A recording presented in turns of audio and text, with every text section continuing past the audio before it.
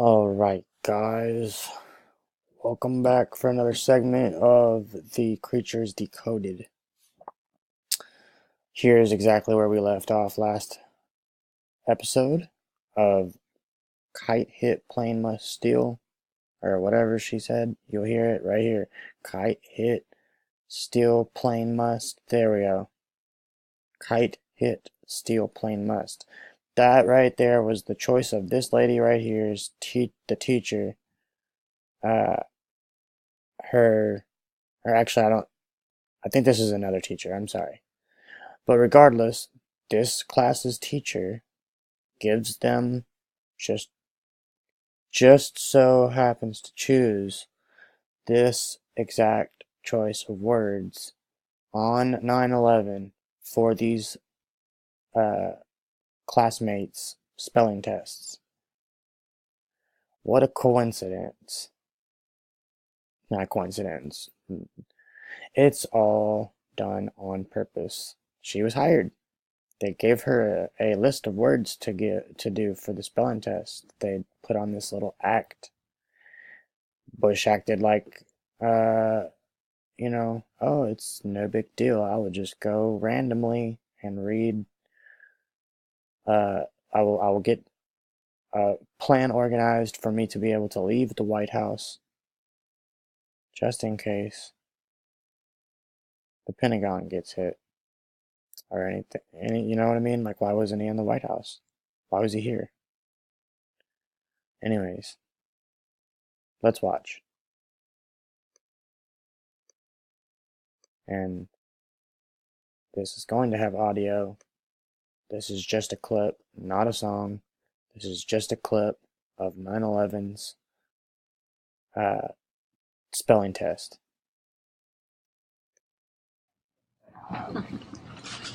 Get ready to read all these words on this page without making a mistake. Look at the letter at the end and remember the sound it makes. I don't even like the look on his face that he just had. Get ready. Kite. Yes, kite. There's the first word, kite, and he immediately smiles. Look at him. To read this word the fast He's got way. like a off and on smile. It looks evil to me. Yes, sound it out. Get ready. Sound it out. Get ready. What word? Kit. Yes, kit. Boys and girls, sound this word out. Get ready. Steal. What word? Steal. Yes, steal. Kite hit steel. Read Kite plane. Same thing. Words the fast way. Get ready. Play. Yes, playing. Get ready. Must. Yes, must. Get ready. Get ready. Get ready. Get ready. Let's read these words the fast way without making a mistake. Get ready. Kite. Yes, kite. Get ready. Kit. Yes, kit. Get ready. Steal. Yes, steal. Get ready. Play. Yes, playing. Get ready. Must. Yes, must. Go to go speak the reader up. Right there is where the planes hit. Now notice, watch this. I've never seen kids at the same time pick up all their stuff like that. Your seat. Open your book. That looks like they all just bowed down to President Bush. A lot like it says that they've bowed down to Apollyon, the god.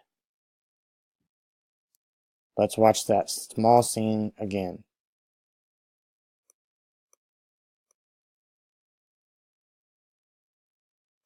Playing. Get ready. Must. Yes, must. Go to go speak the reader up from under your seat. Open. And they all just bowed down to him.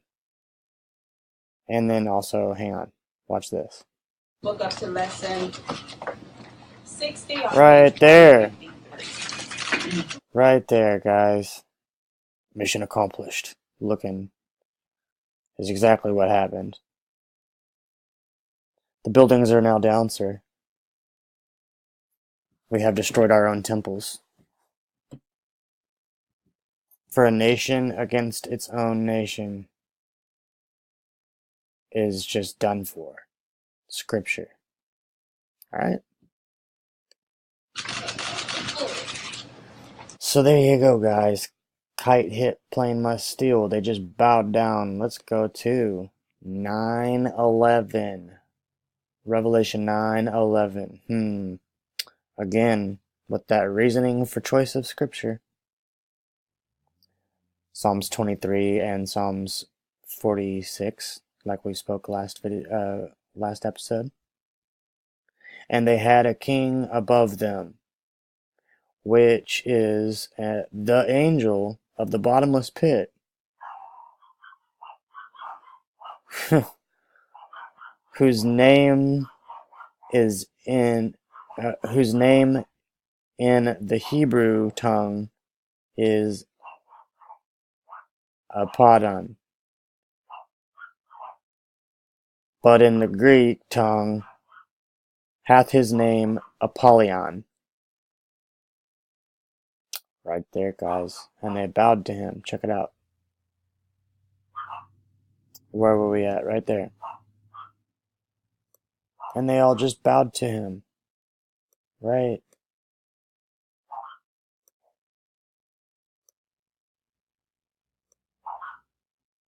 All right there. All of them. Slowly. See what I mean? They all bowed. Anyways, there's that. And remember, Bush was the one that read Psalms 23 on that same day. Alright, Revelation 9. We're going to get into the exposing a little bit of the pictorial stuff, of the exposing the creature.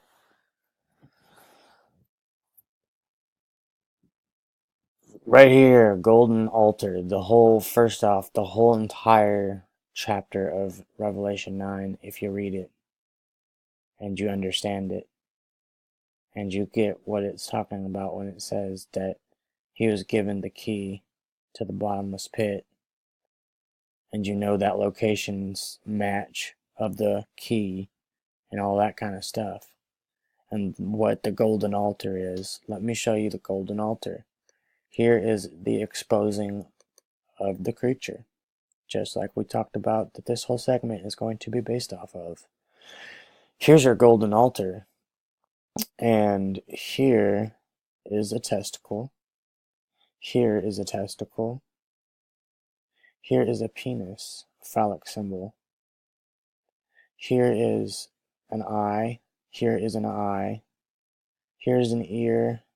He has a crown of gold, like we talked, upon his head. And then here is another ear. What you're looking at here is the face of a sheep. Alright, guys? Now, the thing is if you pull an Isaiah 29 and you turn it upside down, this becomes the female reproductive system. Okay? We've lined it up before. Here's exactly what it looks like. Now just envision that being a female reproductive system, because that's what it is. Here is the birthing system. Right here. Let's put it that way. That's the polite way of saying it. Now, also, the thing is once you turn it upside down, what was symbolic for a man's penis, or the serpent in the garden with Eve, which corrupted the bloodline, and all of these are falling angels. Because once Eve gave in and took of his fruits from his tree, the bloodline was corrupted. And then here's how you know whose that came from. Look at that, guys. There is an eye. There is another eye. Here's the snout. Here's the mouth. These are the horns. You're looking at the devil. Okay? Revelation 9, guys. Alright, we can go out of 9:11. Because we've already known that they bowed down to Apollyon and all that.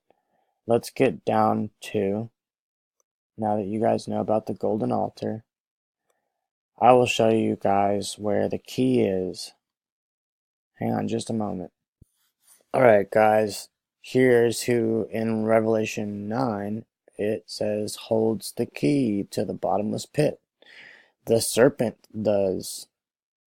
Here's the keyhole. Okay, now we're going to go through these fast.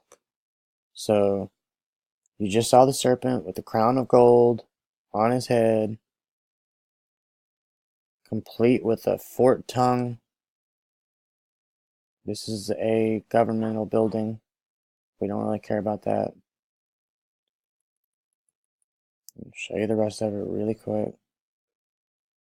And then, again, here's the keyhole. It gave Peter the key. In Matthew, he gave Peter the key. And then, here's Peter, St. Peter, St. Peter's. That chair is a giant Peter. Okay, it's Satan's Peter.